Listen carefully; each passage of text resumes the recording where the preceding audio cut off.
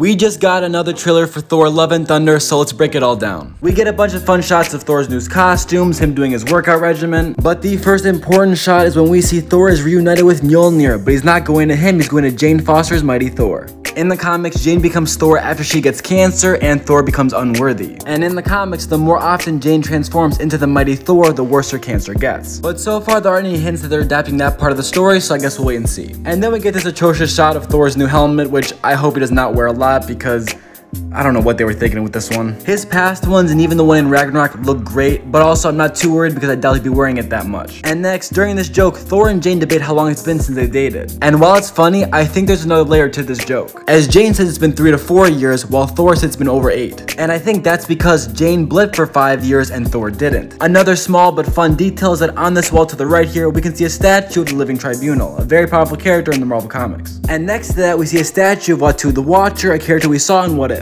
And next up, we get our first shots of Gorr the God Butcher. Now, he does look different than his character in the comics, but he still looks terrifying and menacing here. In one of the comics that this movie is based off of, Thor God and Thunder, Gorr goes on a murder spree and kills a bunch of the gods. And it seems like he's gonna do the same thing in this movie. In his backstory, the gods didn't save his family or his planet, so he thinks they're unworthy. And that's why he goes on his murder spree, and I think the same thing's gonna happen here. And we get our first shot at the Necro Sword, the weapon that Gorr is using to kill all the gods. It's got a lot of powers in the comics, but essentially gives him the power of a god. Makes him super strong and durable, that kind of stuff, and has some sort of like dark energy kind of a thing. And that blade is the reason he's able to kill all these gods. And for some scale of the power, it seems like we see Gorr destroy an entire planet. And remember that giant dog-looking thing from the beginning of the trailer? Yeah, that's a god and Gorr kills it. That blade is not something you want to mess with. Now the blade also has ties back to the symbiotes like Venom, but I doubt they're going to be doing anything remotely near that. And speaking of weapons, it seems that Mjolnir is going to get some new powers. During this fight scene when Jane is using it, it turns into a bunch of little projectiles and shoots out like that. Looks dope, I dig it.